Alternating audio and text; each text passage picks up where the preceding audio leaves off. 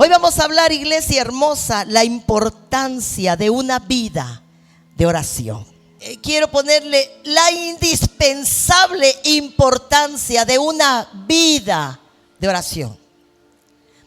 No de oraciones fugaces, de oraciones urgentes, de orar ocasionalmente cuando el agua nos está llegando al cuello, de orar porque nos pusieron a orar. La importancia de una vida en oración. Y esta es una recomendación que Pablo hace a una iglesia hermosa, la iglesia de Efesios, de los Efesios, en Éfeso. Una iglesia floreciente que estaba naciendo.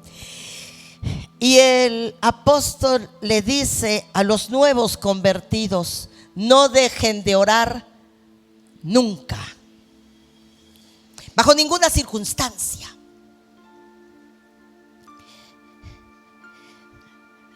Ni por obligaciones, ni por distracciones, ni por compromisos, ni por cansancio, ni por trabajo. El apóstol da una indicación que no ha perdido su fuerza y su intención. No dejen de orar nunca. Así que la bendita palabra de Dios nos dice: no dejes de orar. Ruega y pide a Dios siempre. Siempre es mucho tiempo. Cuando alguien le dice te voy a amar siempre, siempre es mucho tiempo. Así que cuando decimos que estamos casados para siempre, es hasta la sepultura. No dejen de orar, rueguen y pidan a Dios siempre, bajo la guianza del Espíritu Santo. Manténganse alerta. Generalmente cuando se trata de orar, no sé por qué, nos viene un sueño espantoso. No nos da sueño cuando estamos viendo la tele, no nos da sueño cuando estamos trabajando, no nos da sueño cuando estamos platicando, no nos da sueño si no es nuestra serie favorita y son las 12 de la noche, no nos da sueño. Pero si nos da, tenemos que orar a las 8 de la noche y nos da un sueño. No dejen de orar nunca. Rueguen y pidan a Dios siempre, guiados por el Espíritu Santo. Manténganse alerta. Alerta, esta traducción es despiertos, es lúcidos, no cabeceando. También no nos da sueño, porque miren, amados, luego dice: ¿por qué no viniste al culto? Porque me dormí hasta las 11 de la mañana, hermano. Está muy raro, o sea, ¿quién duerme hasta esa hora, no? Y entonces el culto no es a las 7 de la mañana, ni a las 8. Es casi al mediodía. Casi el mediodía, rayando el mediodía del domingo. Pero ¿quién sabe por qué los domingos de la mañana nos sentimos más cansados que cualquier otro día, ¿no? Nos da un sueño espantoso. Está la predicación y como si trabajáramos de noche y un sueño. No te lo permitas. Manténganse alerta sin desanimarse y oren por todos sus hermanos. Esta es una cosa dicha intencionalmente por Jesús. Mi casa, esta casa, casa de oración será llamada. ¿Quién la iba a llamar? Casa de oración. Él dijo que así la llamarían. ¿Cuál casa? Esta es una casa. Esta es una casa. Mi casa, casa de oración. Y qué bueno que cantamos, pero no dice mi casa, casa de alabanza sería llamada. Qué bueno que hay una exposición bendita y ungida de la palabra de Dios, pero no dice mi casa, casa de predicación será llamada. Una casa de gente de oración, gente que ora. Una casa de oración. Tú y yo somos la casa. Pablo le escribe a los corintios y les dice: ahora ustedes son el templo. Ustedes son el templo. Entonces mi casa casa de oración. Que las personas que te conozcan digan: tu casa es una casa de oración. Eres una persona que ora. Mi casa, casa de oración. El Evangelio según San Mateo registra, y particularmente el libro de los Hechos de los Apóstoles, una iglesia que se reunía para orar. La iglesia se reunía para orar. Eran convocados a la oración y llegaban los hermanos. Esa era una iglesia poderosa, respetada, influyente, que avanzaba.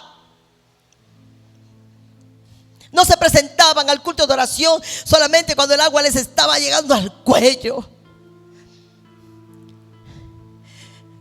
No se presentaban cuando tenían una urgencia desesperada o porque habían sido llevados a fuerzas. Jesús les dijo a sus discípulos: mi casa, una casa de oración será llamada. ¿Cuándo se le llamó así? El libro de los Hechos de los Apóstoles. La gente se reunía para orar. Los hermanos se reunían para orar juntos. Es maravillosa cuando una persona tiene una vida de oración, y eso vamos a hablar ahora. Pero es precioso cuando muchas casas, cuando muchos corazones se reúnen con una causa en común. Porque unimos fuerzas, porque oramos los unos por los otros, y juntos es que somos fuertes. Cuando nos interesan los intereses de alguien más que los nuestros. Nosotros tenemos planes para nuestros hijos, planes universitarios, planes de desempeño, planes para su éxito. Pero tenemos que orar por la nación en la que están creciendo y tus hijos, y en la que formarán sus propias familias. El libro de los Hechos, capítulo 2, registra cuando la iglesia primera, cuando la iglesia naciente, cuando Pedro predica en el día del Pentecostés y la gente lo escucha, y entonces el Espíritu Santo los convence y miles de personas dicen: entonces, ¿qué vamos a hacer? Y Pedro les dice: arrepiéntanse y conviértanse y bajen a las aguas del bautismo. Y entonces la gente lo atendió y bajaron a las aguas del bautismo. Y luego el verso 42 dice: y estos recién convertidos, estos que se bautizaron, perseveraban en la palabra de Dios, en la comunión de unos con otros, en la doctrina apostólica y en las oraciones. Eran gente que había nacido de nuevo, que tenía la emoción de esta salvación grande, que estaban apasionados por Dios. La Biblia dice que Bernabé era un hombre fervoroso. ¿Por qué la Biblia hace esta distinción con él? Porque no dijo que era fiel, porque no dijo que era honrado, porque no dijo que era un excelente predicador, que era una persona con milagros. Todo eso lo tenía, pero la Biblia lo distingue, que era fervoroso de espíritu. Así que estos nuevos convertidos estaban emocionados con el perdón, vivían la victoria del perdón. La Biblia dice que a quien mucho se le perdona, mucho ama. Así que estos nuevos convertidos estaban llenos de pasión, llenos de fervor, llenos de amor. Así que si había oraciones, llegaban. Y la Biblia registra, había casa, y lee el capítulo 2, 3 y 4 del libro de los Hechos de los Apóstoles, y registra el fervor y el crecimiento fantástico y milagroso y prodigioso de una iglesia naciente. Que la gente estaba bien emocionada y cautivada con Dios. Ellos perseveraban. Perseverancia es continuar, es seguir adelante. Si te vieron y te lo agradecieron, o no te vieron y tampoco te lo agradecieron. Si te tomaron en cuenta o te ignoraron. Si te quieren o no. Finalmente nuestro amor es para Él. Y ellos perseveraban. Desde tu conversión hasta este día, ¿qué tan perseverante has sido en la oración? Porque eso es crucial y determinante. Ellos perseveraban. Y cada uno de nosotros se pregunta: ¿cuánto tiempo se debe orar? ¿No? Esa es una pregunta. ¿Cómo cuánto tiempo hay que orar? ¿Cómo cuánto tiempo? ¿15 minutos? ¿10 minutos? ¿1 hora? ¿2, 3, 4, 8, 6? ¿Todo el día, toda la noche, mediodía? ¿Cuál es la respuesta? La respuesta es el tiempo que sea necesario. Podemos orar por nuestros hijos, ¿no? En la mañana que salen a la escuela, aquí conmigo, ponga aquí tu corazón conmigo. Señor, guárdalos, que le vaya bien, ¿no? ¿Cuánto me tardé? ¿20 segundos? Ok. Y uno dice, ya oré por los hijos, pero ¿qué tal si decimos, Padre, líbralos del mal? Manténlos a salvo de malas amistades. Guarda su corazón de malas influencias. Por favor, guarda sus ojos, guarda su alma. Líbralo de las trampas del enemigo. Su pie jamás caiga preso en el lazo del cazador. Ninguna iniquidad se enseñoree de él, ni hoy ni nunca. Porque tu palabra dice que si enseño al niño en su carrera, cuando sea grande no se apartará. Cuando se trata de, si nada más oras por uno de tus hijos y tienes 5, ¿cuánto tiempo vas a orar? De manera específica, concentrada, sabiendo que con quien hablamos es con Dios. Y tenemos argumentos de peso. Estamos hablando con el que gobierna el universo, el Rey eterno. No estamos hablando con cualquiera. Así que nuestras palabras tienen que ser certeras, apropiadas, oportunas, sin prisas. Y si pensamos que pues en la mañana no nos da tiempo porque entramos a las 7, levántate a las 5. La cosa es orar el tiempo que se necesite, ¿no? Por lo que oremos, por las finanzas, por lo que oremos, por la salud, por los hijos, por el esposo. Que Dios te bendiga. Eso es todo. Líbralo de la mujer ajena. Libra su pie de caer preso. Líbralo del afán y la inconstancia. Líbralo de la seducción de este siglo, etcétera. ¿Cuánto tiempo se requiere? Así que si nos preguntamos, ¿cuánto tiempo debo orar? El tiempo que sea necesario.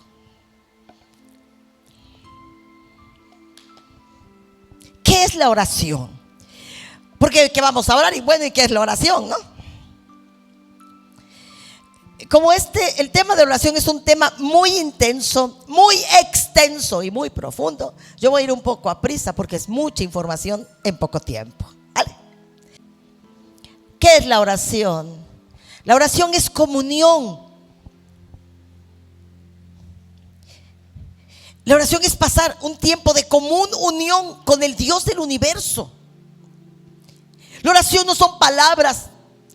Te pido esto y lo otro y aquello y ya me voy. No, es comunión. Comunión es común, unión es tiempo de calidad. Si no hay comunión en el matrimonio, irá en picada. Si no hay comunión con los hijos, común unión, conversación con los hijos, la familia está en picada. Si los hijos de Dios no hablamos con el Padre en momentos de comunión, de intimidad, sin prisas, tiempos de calidad como los que intentamos darle a nuestra familia, si ese tiempo de calidad no nos esforzamos por dárselo a Dios, la iglesia va al fracaso. Y nosotros, sus hijos, tenemos tal indiferencia. Oramos sin comunión. ¿Qué es la oración?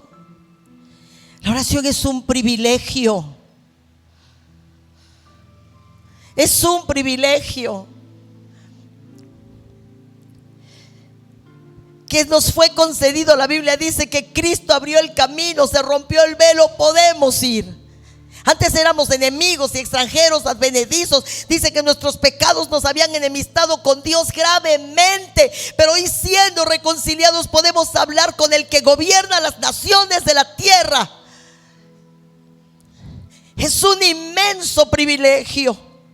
Es como si alguien tuviera acceso libre al máximo mandatario de su nación. Acceso libre cuando tuviera problemas, cuando tuviera situaciones, cuando tuviera acoso de alguien, dificultades en cualquier sentido, y tuviera libertad, no tuviera que pasar con la secretaria ni hacer una cita de años. Simplemente soy fulano, bueno, pásale. Ocuparía todas las oportunidades posibles. Si vamos a hablar con Dios, es un privilegio. Así debemos tomarlo. No como una imposición, no como una obligación, no como un deber, como un privilegio. ¿Está conmigo, iglesia amada? ¿Qué es la oración? La oración es devoción. ¿Qué es la oración? La oración es devoción. Es llegar con Dios en una actitud de devoción. No es pararnos indiferentes, repetir palabra tras palabra las mismas de siempre o no sé qué, hablar. Oración es devoción. Es tomar una postura física que refleja reverencia. Es dirigir las palabras con la devoción en el entendimiento de con quién estamos hablando. Es un respeto extraordinario. Entonces repetimos, la oración es comunión. Es un privilegio del que gozamos ahora, bendito sea Dios. Es devoción. Ni modo que estemos orando. Amén. No, Dios santo. Es devoción. Estaba leyendo uno de los antiguos maravillosos legados que recibimos de los héroes de la era contemporánea, y dice que este varón de Dios, cuando leía la Biblia, el tiempo que leía la Biblia la leía de rodillas. Todas las veces que leía la Biblia estaba arrodillado en una actitud de devoción. Ay, me impresionó.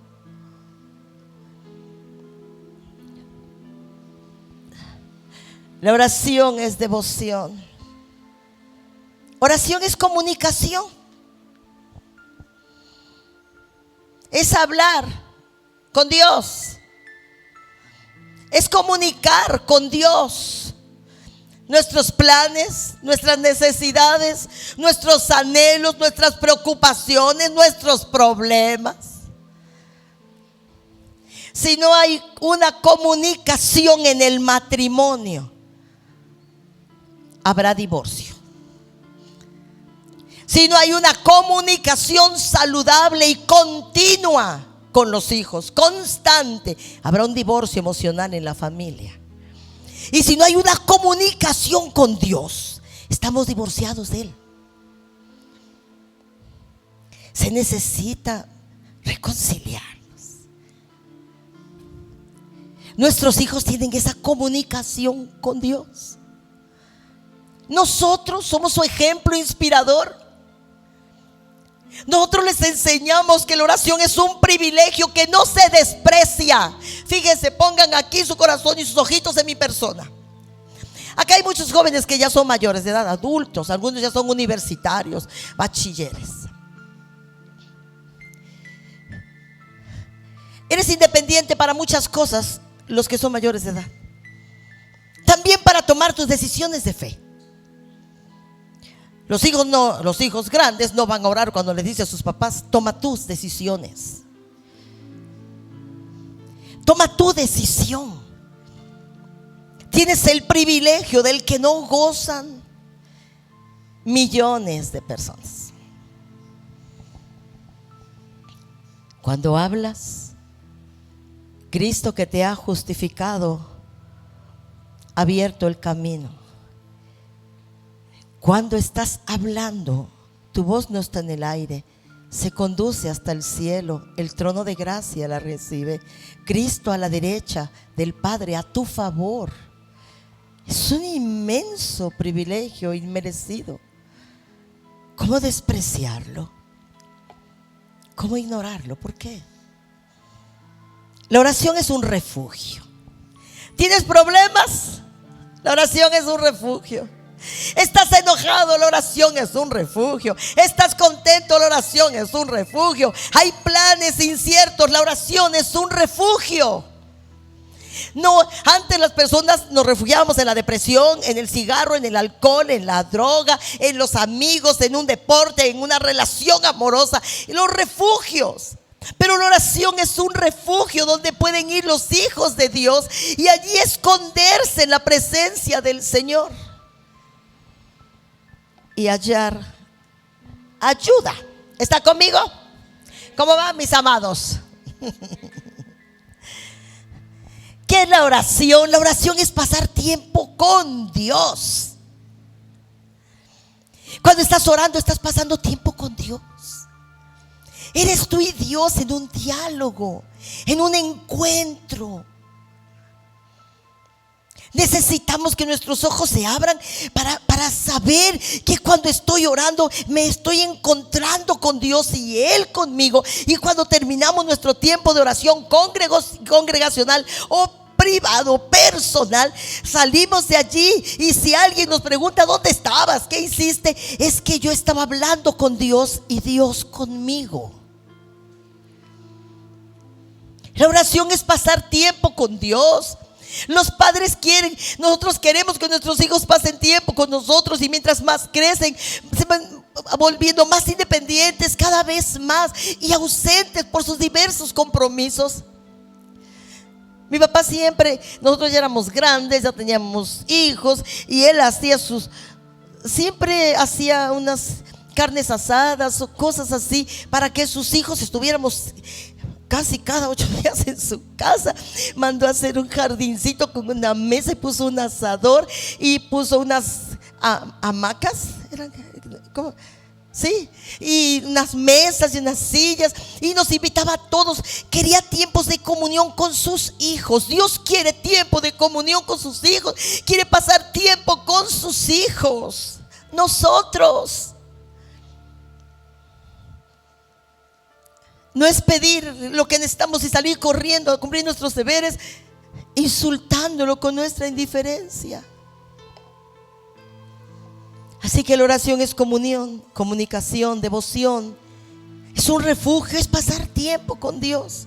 Es un inmenso privilegio inmerecido. ¿Qué hace la oración en las personas? Cuando has pasado tiempos de comunión, de comunicación, ¿qué hace la oración? La oración fortalece a las personas.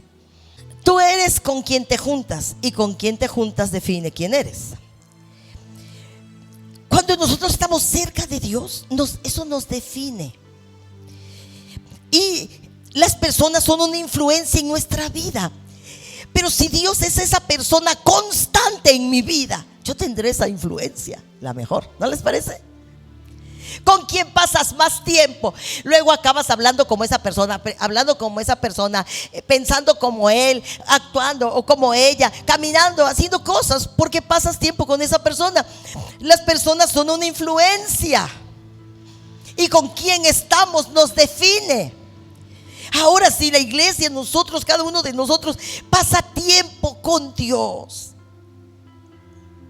recibe de Dios la fortaleza, la influencia, la fuerza.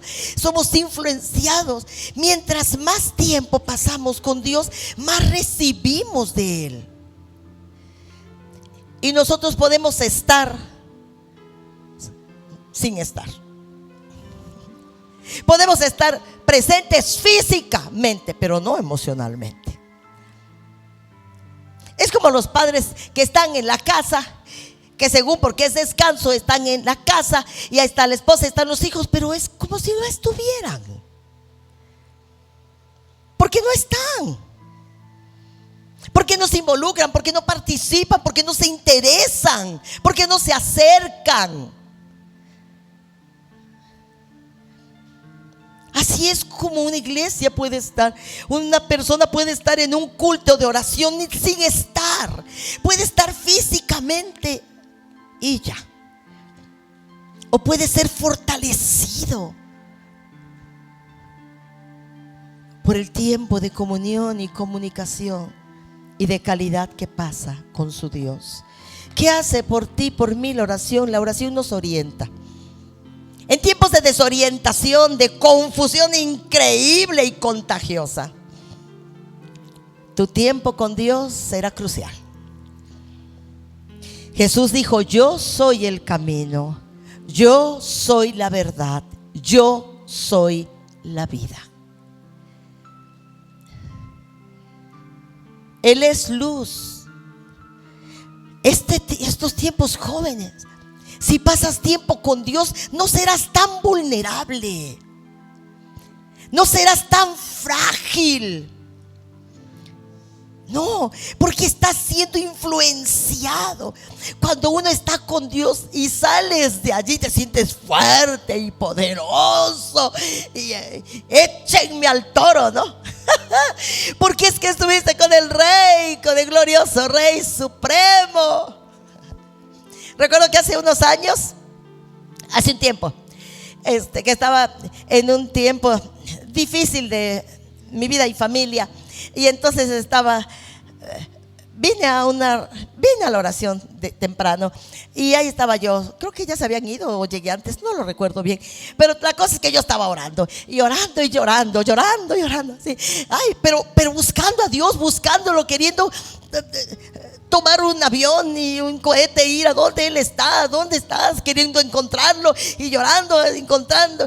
Y entonces, de repente, yo ya no estaba en el templo y Él estaba en el trono, estaba allí. No pude ver su rostro, pero sí el trono y sus pies y el vestido. Y yo estaba hablando, yo estaba llorando, pero yo me estaba viendo a mí allí postrada en su regazo, en sus pies. Yo estaba vestida de otra forma y hablando en otra lengua. Y fue muy conmovedor y entonces yo estaba muy sorprendida. Y ahí me quería quedar allí, me quería agarrar de Él y no volver. Cuando volví me sentía fuerte y segura, confiada. Recuerdo que en esa lengua que según yo estaba hablando otra lengua, yo le estaba hablando de una persona y le estaba explicando. Me acuerdo que yo me veía ahí hablando, pero yo sabía lo que yo estaba hablando. Y yo le estaba explicando algunas cosas de por qué esa persona estaba en esa condición. Volver de eso, no sé cuánto tiempo pasó, no sé, no tengo idea, pero esa experiencia fortaleció mi ser interior en aquel entonces. Y recordarlo me ayuda. La oración te orienta. ¿Qué debo hacer? ¿Qué debo decidir? ¿Qué voy a estudiar y a dónde? ¿Con quién me voy a casar y cuándo?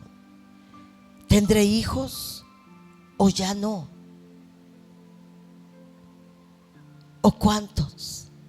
¿Con quién?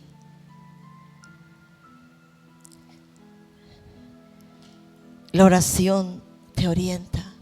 ¿Qué hace por ti, por mí la oración? La oración te anima, como ese día que cuando yo salí de esa experiencia, yo estaba bien, estaba eufórica, quería contarle a todos lo que había pasado. La preocupación huyó. ¿Qué hace por ti la oración? La oración te convence, te redarguye. Cuando uno está en oración, en comunión, y no nada más así como ajeno, como extraño, como que estamos orando, hablando, pero Dios no aparece por ningún lado, ni está en nuestra mente, ni nada más estamos así. Pero cuando la oración, cuando tú entras en comunión con el que es 3 veces santo, entonces no te sientes ni tan digno, ni tan grande, ni tan bueno, ni tan santo. Nos sentimos fatales. Nos sentimos mal, terrible. nos sentimos bien.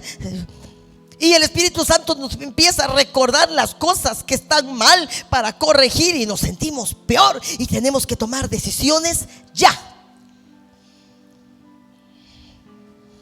Estar en comunión con Dios te va a convencer de lo que tu esposa no te convence, ni tu esposo o tus hijos, la enfermedad, las circunstancias, el azote de la vida. Cuando tú estás en comunión, entonces eres persuadido por alguien más grande que tú y que yo. ¿Verdad, amados? ¿Cómo van? ¿Cómo están?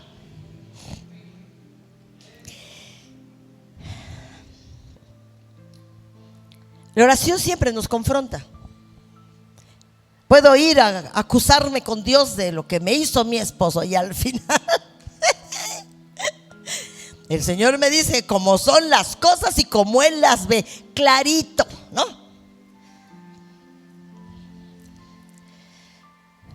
Y eso es bueno.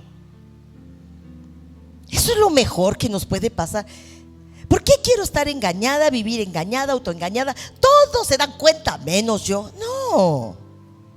¿Por qué? ¿Eso para qué sirve y a quién ayuda?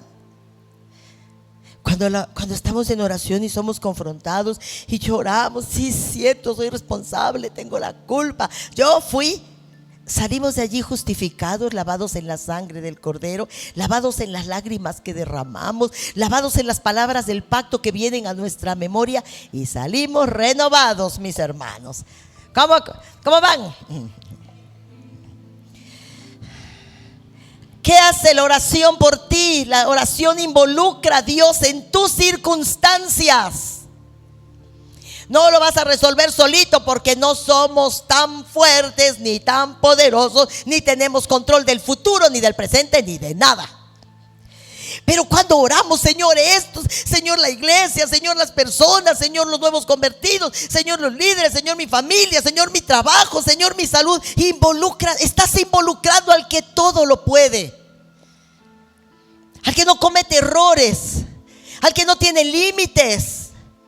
La oración involucra a Dios en tus acontecimientos y por ello provoca la intervención divina.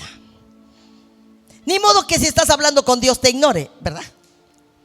Ni modo que si estás llorando y siendo muy sincero en comunión y comunicación, en devoción, Dios se tape los oídos, cruce los brazos y se voltea indiferente.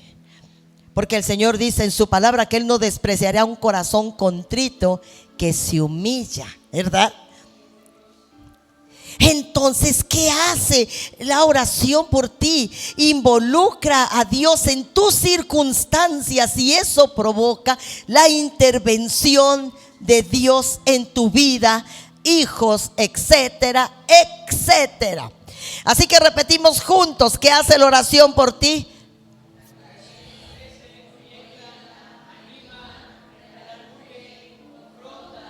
Y provoca la intervención divina. Vamos a ir rápido. Vamos a ver los tipos de oración que existen.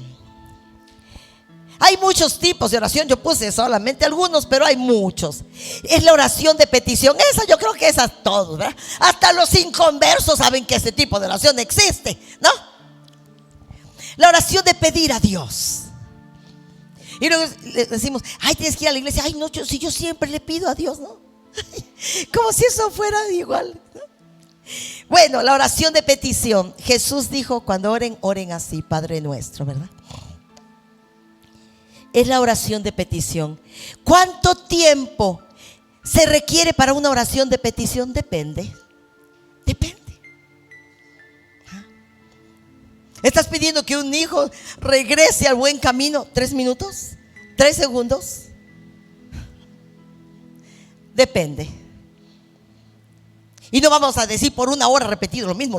No, sí, Señor, el Espíritu Santo nos va a inspirar, nos va a ayudar. Vuelve su corazón a ti, ensancha el corazón al entendimiento. Pon gente tuya cerca de Él. Yo decía, a favor de mi hijo, decía, Señor, cuando ande buscando en YouTube las canciones, las predicaciones, sal a su encuentro. ¿Cuánto tiempo vamos a orar? Depende. La oración de petición. Esa casi todos. La oración de gratitud. ¿Cuánto tiempo? Vamos a orar por los alimentos, ¿no? 30 segundos, ¿no? ¿Sabes que lo que te estás comiendo ese día salvaría la vida de personas que mueren de inanición?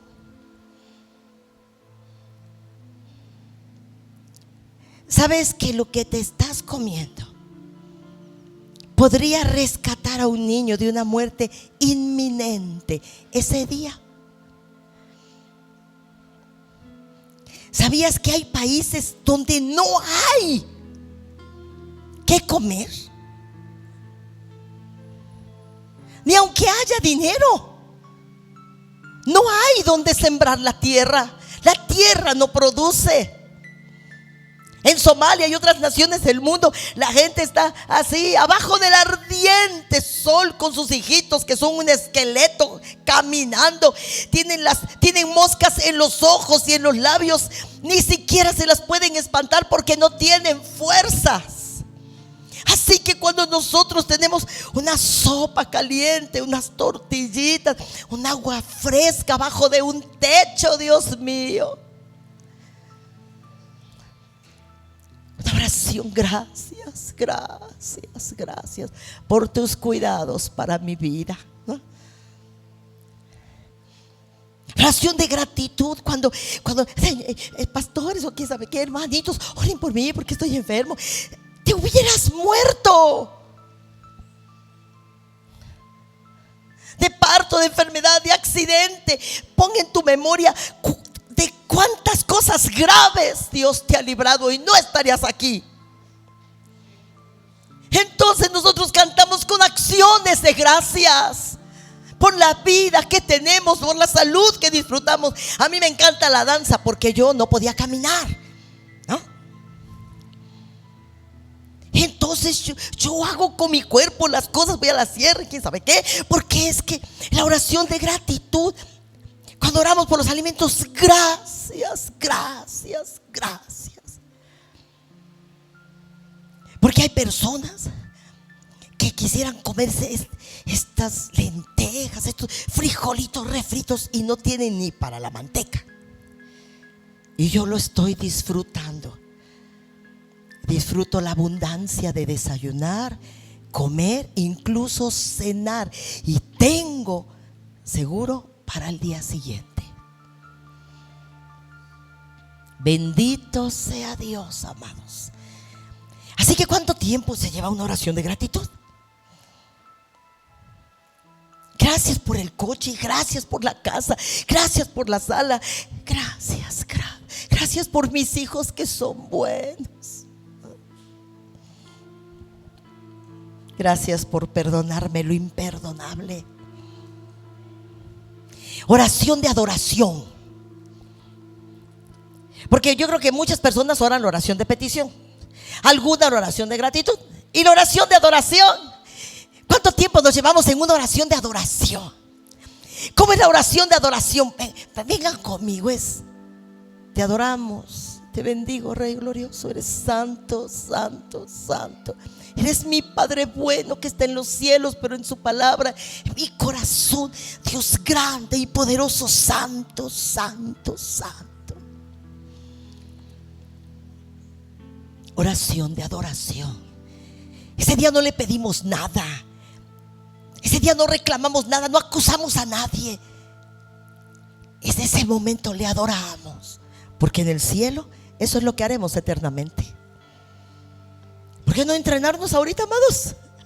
Vamos a llegar al cielo, van a estar adorando y nosotros vamos a decir: ¿por dónde comienzo?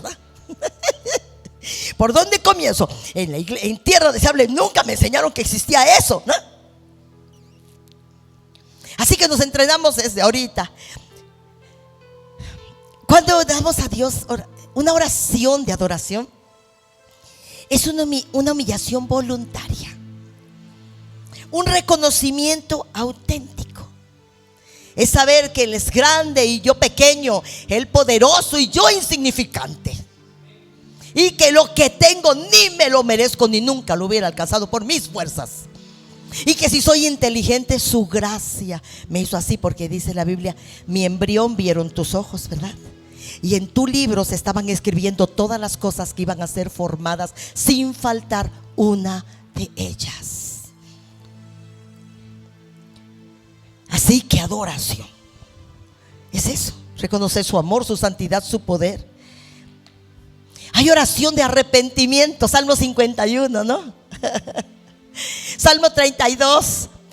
Amados, ¿cuántas oraciones de arrepentimiento usted hace en la semana? ¿No?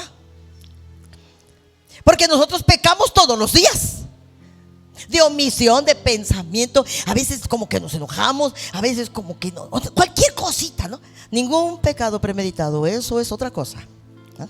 Es de ese asunto hablamos luego, ¿no? Pero perdóname, fui una indiscreta, perdóname, fui imprudente. Oh Dios, perdóname. Todo lo que está pasando con mi hijo es resultado de que yo tuve un niño cuando era una niña. Soy una irresponsable, asumo mi responsabilidad. Solo ayúdame, perdóname, perdóname, perdóname. ¿Cuánto tiempo? Y apelamos a la sangre del Cordero que lava.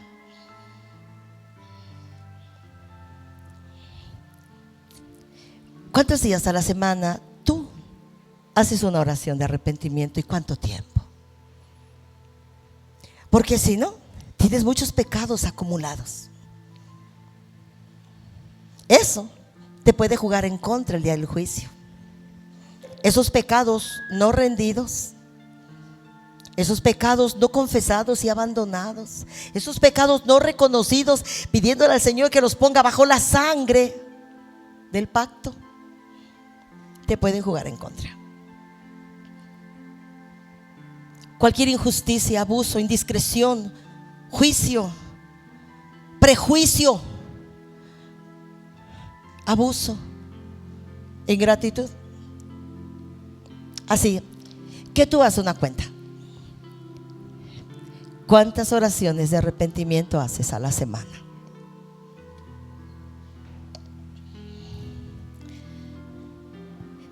Oraciones de alabanza, ¿no? Salmo 150, Salmo 148, ¿no? Salmo 149, Salmo 147, oraciones de alabanza. Salmo 103, oraciones de alabanza. Cuán grande es Dios, creador de todas las cosas. Tú alimentas a los pajarillos, tú traes el agua de los cielos. Grande y poderoso es nuestro Dios. Toda la tierra alabe al Señor, todo cuanto respira. Y entonces nosotros solitos en nuestra casa haciendo una oración de alabanza. ¿Cuántas oraciones de alabanza haces a la semana?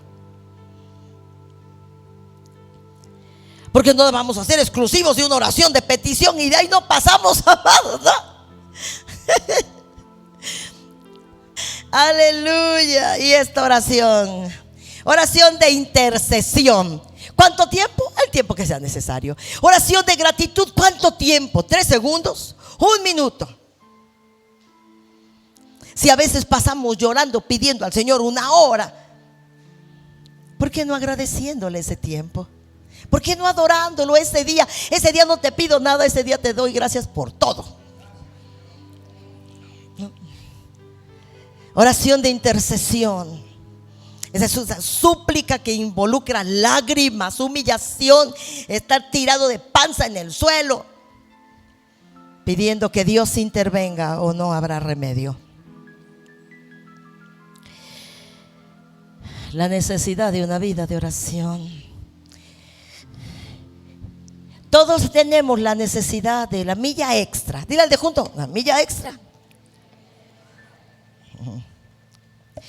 Uno de la multitud le dijo a Jesús: miren, se había hecho un lío. Había un endemoniado. Y la gente, Jesús se había ido con sus discípulos al monte de la transfiguración, a la montaña de la transfiguración. Entonces se había llevado a Jacobo, a Juan, Santiago, Juan y Pedro. Se habían ido con Jesús y se habían quedado los otros. otros, los 9, ahí estaban, ¿no? Y entonces Jesús estaba con sus discípulos allá en el monte de la transfiguración, mientras los otros discípulos estaban evangelizando. Y entonces cuando estaban evangelizando, llegó un señor con su hijo, un joven lunático, estaba endemoniado. Y entonces ahí estaban los 9 discípulos tratando de echar fuera al demonio, brincando, chiflando, saltando, echando maromas, orando, intercediendo, y no pasaba nada. Así que cuando Jesús venía bajando de la montaña con sus discípulos, había una revuelta en la plaza pública. Y Jesús preguntó: ¿qué pasa? ¿Qué pasa? Llegó con sus discípulos. Y uno de la multitud, de allí, de ese lío, le dijo: te he traído a mi hijo que tiene un espíritu mudo, y siempre que se apodera de él, este espíritu lo tira y echa espumarrajos por la boca, cruje los dientes y se va consumiendo. Otra versión dice: se queda rígido. Así que le pedí a tus discípulos que echaran fuera el espíritu maligno, pero no pudieron hacerlo. Así que Jesús reprende al espíritu. Bueno, cuando Jesús se acerca al muchacho endemoniado, empieza a ponerse rígido, a hacer espumarajos y a dar de alaridos. Jesús reprende al espíritu maligno y le dice: espíritu sordo y mudo, yo te ordeno que salgas fuera de este muchacho y que nunca vuelvas a entrar en él. El espíritu salió gritando y sacudiendo al muchacho con violencia, el cual se quedó como muerto. La gente empezó a pensar: está muerto. Pero Jesús lo tomó de la mano, lo enderezó y el muchacho se puso de pie. Cuando Jesús entró en la casa, ya en la casa, sus discípulos a solas le preguntaron: ¿por qué nosotros no pudimos expulsarlo? Jesús le dijo: este género, este tipo de demonios, con nada puede salir, sino con una vida de oración y ayunos. Una disciplina. No una oración emergente, no una oración de última hora, no una oración urgente, no oraciones aisladas. Este tipo de demonios, algún tipo de demonios en tu casa, en tus generaciones, en tu familia, en tu trabajo, en tu salud, en tus finanzas, no se han ido. Porque este género solo sale cuando los cristianos llevan una vida de oraciones. De oración de adoración, de oración de alabanza, de oración de petición, de oración de intercesión. Cuando viven una vida en comunión con su Dios. Cuando oramos por lo bueno y por lo malo. Cuando nos ponemos a orar y no estamos pidiendo otra cosa, estamos agradeciendo. Entonces es como este tipo, este género puede salir. Cada cristiano necesitamos una milla extra, un plus. Tipos de oración: la oración que se anticipa al mal. Dile al de junto: la oración que se anticipa al mal.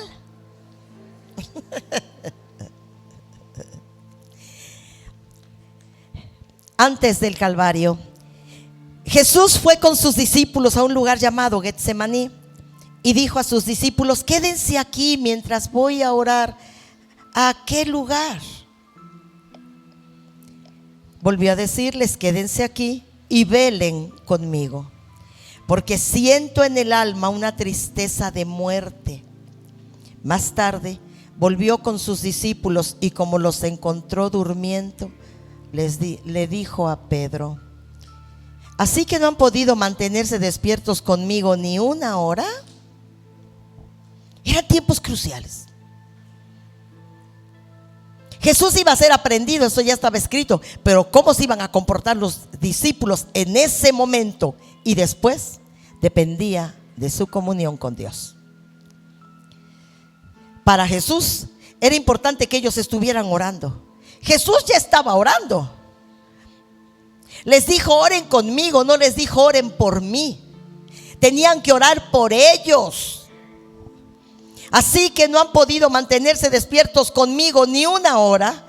Manténganse despiertos y oren, dijo Jesús, para que no caigan en tentación. Para que no caigas en tentación, para que yo no caiga en tentación. Mantente en oración, mi amado. En verdad, El espíritu humano está dispuesto, pero la carne es débil. La carne quiere comer, quiere dormir, quiere placer, quiere pasear, quiere vestidos, quiere presumir. Así que no han podido mantenerse despiertos. Jesús les dijo: oren y manténganse vigilantes para que no entren en tentación. Otra vez fue y oró por segunda vez, solito.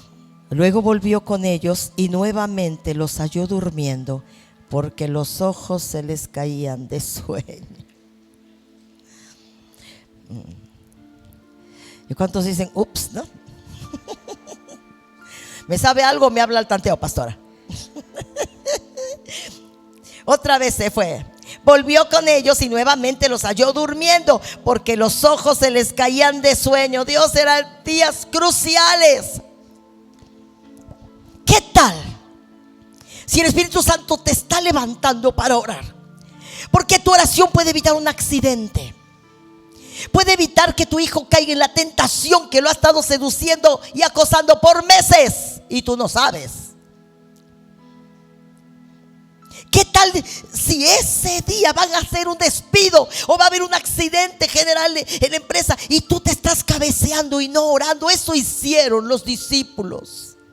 Era importante que oraran. Jesús les dijo que era importante,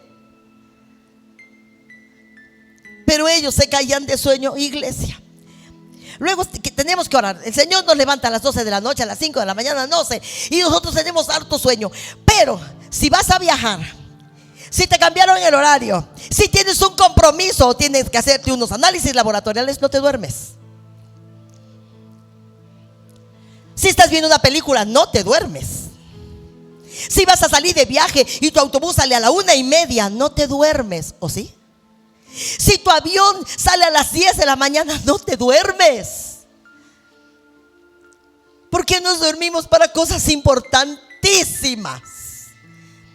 Como evitar que el diablo se salga con la suya. Si vas a entrar a las 7 al trabajo, no te duermes. Si tienes un examen en la escuela, no te duermes. No me duermo. Entonces los dejó y volvió a irse 2 veces. Y por tercera vez oró al Padre con las mismas palabras: Padre, si quieres, puedes librarme de esta copa. Luego volvió con sus discípulos y les dijo: sigan durmiendo, chicos, y descansando. Miren que ha llegado la hora y el Hijo del Hombre será entregado en manos de pecadores y ustedes no están listos para eso. ¿No?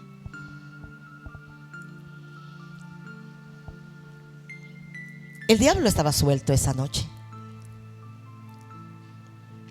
Así que todos se acobardaron, lo negaron, hicieron un desastre. Que nunca el Señor te diga o me diga: sigue descansando, llévatela, talay. Que el diablo se devore a tu hijo, que el diablo se acabe a tu hija, que el diablo acabe con la economía, que el diablo acabe con tu pacto matrimonial, que el diablo acabe con tu salud, que acabe con tu pureza. Déjalo que acabe, no se lo impidas. Déjalo que acabe con tu nación. No vengas a orar por la nación, no hagas nada por tu pueblo. Tus hijos crecerán aquí. Tus nietos crecerán en México. Aquí nacerán. No ores, no vengas a los cultos de oración. Llévatela, dala y sigue, trabaja y trabaja y trabaja. Como si eso te garantizara un futuro. Como si tus ahorros garantizaran el futuro económico de tus hijos. No te engañes. No te engañes. Grandes empresas han quebrado. Los poderosos les han secuestrado y matado a sus hijos. Sigue, chambele. Dobla turno, tripletea turno. Échale ganas, mijo. Y no ores porque estás cansadísimo. Porque no, ya te tienes que ir a chambear, ya. No puedes orar, no puedes orar. Insiste, lúchale solito. A ver qué tanto logras. No digo que seamos unos desobligados, ¿verdad? Porque la Biblia dice: el que no trabaja tampoco coma. Pero si le vas a echar las ganas a la chamba, pero le echas hartas ganas, échale las mismas ganas a la oración, hijo mío. Porque ese desequilibrio, trabajamos como locos, paseamos y nos divertimos, y la oración está olvidada.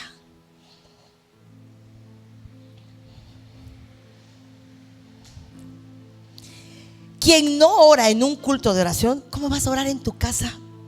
1000 veces menos. Jesús dijo: sigan descansando, duerman, vamos, llévensela tranquila.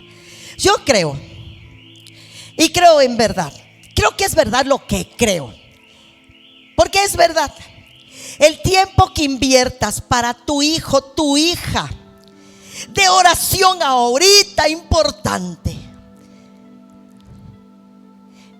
será mucho menos que el tiempo de oración que tengas que invertir si se droga, si se alcoholiza, si se casa con la persona equivocada, si tiene hijos por allí, si abandona todo el tiempo el trabajo. Muchísimo más tendrás que orar. Si lo secuestraron, tendrás que orar y orar y orar y orar y orar, y buscar el cielo y rascar y arañar las paredes y decirle: Señor, escúchame, escúchame. Como la gente hace, nunca se acuerda de Dios, nunca ora, nunca nada, pero cuando necesita un problema quiere que Dios lo atienda rápido y de buen modo. Y si no pasa rápido, se enojan. Pero de por sí, como Dios no es como nosotros, a Dios no lo persuadimos con esos caprichitos. ¿Por qué los hijos se mueren en el hospital? ¿Por qué no regresan? ¿Por qué desaparecen y no vuelven? Y la gente ora y hace misas. Porque Dios no está jugando y no es un juguete.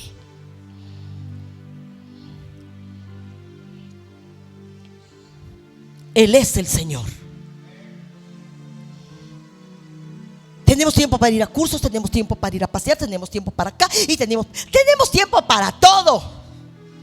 No para orar por tu nación, no para orar por tus hijos, no para orar por tu esposo, por tu esposa, no para orar por ti mismo. Y luego queremos que todo sea rápido. Venimos a un culto de oración y queremos que la vida se resuelva, y no se va a resolver, porque Dios no cumple caprichitos a gente irresponsable. Dios no es como nosotros, que a veces cumplimos caprichitos a los hijos porque están haciendo un berrinche. Nosotros podemos hacer un berrinche de toda la vida y Dios no hacer lo que queremos. Y ya. Es más fácil enseñar a nuestros hijos a orar. Ven acá, vamos a orar. Es día de oración. Siervos de esta casa, vengan en una madrugada a la oración con sus hijos. Enséñenle el pacto de la oración. Recién convertidos, sean perseverantes en la oración. Tu nueva conversión no es ningún pretexto para tu indiferencia o irresponsabilidad espiritual. El Señor dice: ¿quieres resolverlo solo y con tu esfuerzo? Vamos, hazlo. Gasta todas tus fuerzas, gasta todo tu tiempo. Luego de por sí vendrás. Sigan durmiendo y descansando espiritualmente. Los consejos no funcionan si no hay autoridad espiritual y el Espíritu Santo respaldando nuestras vidas. Nosotros podemos llenarnos la boca de consejos y nuestros hijos por aquí le entra y por aquí le sale. Hasta el día que estamos ungidos para ese día y esa hora. ¿Y cómo estamos ungidos para ese día y esa hora? Porque hemos pasado tiempo con Dios. Sigan durmiendo y descansando. Miren que ha llegado la hora y el Hijo del Hombre será entregado en manos de pecadores. Termino con esta historia hermosa. El sábado salimos a las afueras de la ciudad. Cuentan los apóstoles en sus viajes misioneros. Aquí está hablando el apóstol, pero está contando de su travesía misionera Pablo y Silas. El sábado salimos a las afueras de la ciudad, Pablo y Silas, y fuimos por la orilla del río, donde solía hacerse la oración. La palabra clave aquí es oración. Nos sentamos y nos pusimos a conversar con las mujeres que también se habían reunido para orar, nuevas convertidas. Una de ellas, que se llamaba Lidia, donde después estableció una iglesia. Oh, Dios mío. Una de ellas estaba allí, una inconversa, había llegado allí, Lidia, pero ella adoraba a Dios, a un Dios que no conocía. Mientras ella estaba escuchando la predicación de Pablo, el Señor le abrió el corazón para que comprendiese las escrituras. Ella después fue bautizada con toda su familia, pero ellos habían estado en la oración antes, no un día, muchos días, siempre. El poder de una vida de oración. Ahí en este mismo capítulo 16 del libro de los Hechos es toda una historia de la travesía. Sucedió una vez, cuando íbamos a la oración, otra vez Pablo y Silas, que encontramos una muchacha poseída por un espíritu de adivinación. Ella era una esclava que, adivinando, daba a ganar mucho dinero a sus amos. Ella comenzó a seguirnos gritando: Estos hombres son servidores del Dios Altísimo, decía la esclava que tenía el espíritu de adivinación, y les anuncian a ustedes el camino de salvación. El diablo estaba diciendo la verdad, qué raro, ¿no?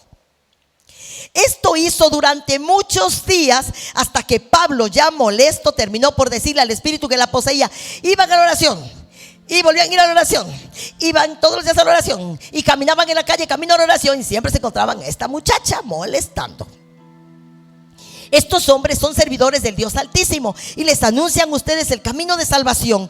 Esto hizo esta chica muchos días, hasta que Pablo, ya molesto, terminó por decirle al espíritu que la poseía un hombre de oración: en el nombre de Jesucristo te ordeno que salgas de ella. En aquel mismo momento el espíritu de adivinación la dejó. Pero cuando los amos de ella vieron que ya no tenían más esperanza de ganar dinero por medio de ella, agarraron a Pablo y a Silas y los llevaron ante las autoridades a la plaza principal. Los presentaron a los jueces diciendo: estos judíos están alborotando nuestra ciudad y enseñan costumbres que nosotros no podemos admitir ni practicar, estaban diciendo los ciudadanos. La multitud se amotinó contra Pablo y Silas. Luego los magistrados mandaron que se les arrancaran sus ropas y los azotaran. Ellos estaban evangelizando. Ellos acababan de echar fuera un demonio que tenía cautiva a una muchacha. Así que se levanta una turba, los acusan, los llevan ante los magistrados, los encarcelan, y dice que les dieron muchos, les quitaron la camisa, la ropa, y les dieron muchos azotes con varas. Después de darles muchos azotes, los echaron en la cárcel y ordenaron al carcelero que los custodiara con la mayor seguridad. Este carcelero los metió en el calabozo interior y les sujetó los pies en el cepo. Estaban en la postura más incómoda que se puede estar. Si los pies estaban gorditos, ya se amoló la cosa. Era totalmente incómodo y hostil. Recuerda que ellos iban siempre a la oración. Recuerda que vivían una vida de oración. A eso de la medianoche, porque los habían aprendido en la mañana, Pablo y Silas oraban y cantaban himnos al Señor, y los presos los escuchaban. ¿Cómo te comportas cuando te quitaron el trabajo? ¿Cómo te comportas cuando te gritaron horrible tus empleados o tu jefe? ¿Cómo te comportas cuando te pidieron la casa de alquiler o te subieron la renta? ¿Cómo te comportas cuando traicionaron tu confianza, te hicieron un chisme o te trataron mal? Porque a ellos les dieron con la vara, con la espalda desnuda, muchos azotes.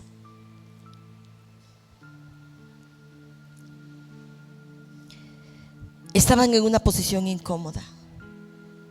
Yo creo que las piernas las tenían dormidísimas por el cepo. Pero a eso de la medianoche, ellos estaban orando y cantando. y los presos los oían. ¿Qué oyen tus hijos cuando pasan estas cosas? ¿Qué es lo que está oyendo tu esposo, tus vecinos, tu cónyuge? Cuando te robaron el dinero, cuando te arrebataron la bolsa, cuando se te rompió el celular. Porque los estaban oyendo.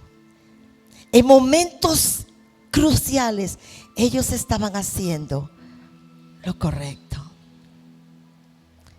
De repente, ese de repente que nosotros cantamos luego, el de repente no es un de repente por un accidente. El de repente es un de repente provocado por una vida de oración y de obediencia.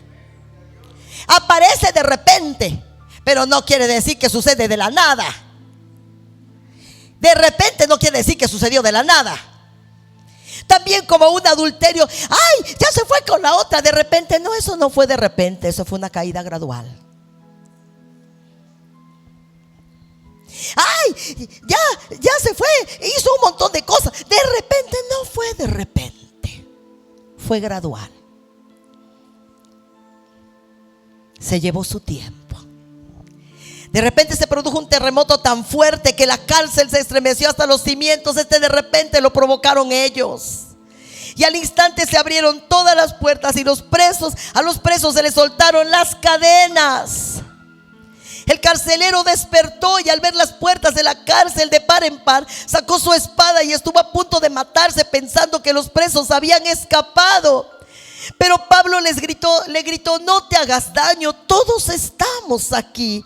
El carcelero pidió luz, entró y se echó temblando a los pies de Pablo y de Silas. Respeto por el comportamiento, un respeto. Donde tú trabajas tienes testigos. Cuando tú vas a la escuela tienes testigos. En tu casa están tus testigos. Tus padres, tus hermanos menores son testigos de tu comportamiento. Tu cónyuge es testigo. Nada de que no tienes un testimonio. No importa cómo te portas en tu casa. En tu casa eres tremendo y acá en la iglesia eres tan amable. No, Señor. El carcelero pidió luz, entró y se echó temblando a los pies de Pablo y Silas. Sabía que ellos habían provocado ese acto que nunca había sucedido entre los presos. Luego este carcelero los sacó y les preguntó: señores, ¿qué tengo que hacer para ser salvo como ustedes? Lo que ellos respondieron: cree en el Señor Jesucristo, se salvarán tú y tu casa. Así que después le expusieron la palabra, porque le dijeron tú y tu casa, pues que va por su casa. Después le expusieron la palabra del Señor a él y a todos los que estaban en su casa. Dios mío, aún a estas horas de la noche el carcelero les atendió y les lavó las heridas. Enseguida se bautizaron él y todos los de su casa. Gloria a Dios. A la mañana siguiente los magistrados de la ciudad enviaron a sus oficiales diciendo: suelten a esos hombres. No sé a qué hora sí la cárcel se caiga, ¿no? Suelten a esos hombres, ya se convirtieron todos los presos, ya no van a matar, ya no van a robar. Suéltenlos. Tu comportamiento en las crisis abre o cierra puertas. Tu comportamiento en las crisis es un bueno o mal testimonio, una buena o mal ejemplo, una buena o mala influencia. El cielo está atento a cómo nos comportamos. Cada evento de tu vida es una prueba. Cada evento, lo que te pasa, Dios lo permite. Estás a prueba, hijo. Ay, ¿por qué me está pasando esto? Dios dijo que te pasara. Vamos a ver cómo te portas. Siempre me pasa lo mismo hasta que apruebes, mi amor, ¿no? Te vas al ordinario, al extraordinario, al título, repite curso, ¿no? Y que estos hombres, cuando les pasaron tantas cosas bien horribles, no estaban blasfemando, no estaban reclamando, no estaban peleando, reclamando sus derechos, quién sabe qué injusticia y eso que eché el diablo afuera. Ay, Dios mío, no. Ellos estaban orando y cantando. Eso atrajo la atención del cielo para su paz y para su bien. A la mañana siguiente los magistrados de la ciudad enviaron a sus oficiales diciendo: suelta a estos hombres de Dios. Dios había dado una orden. Dios había permitido que se quedaran allí. Dios había permitido que los desnudaran y los azotaran. Dios permitió que les pusieran los pies en el cepo. Dios quería verlos, a ver si predicaban intensamente en la dificultad, como lo hacían en la calle cuando eran famosos y respetados. Y así lo hicieron.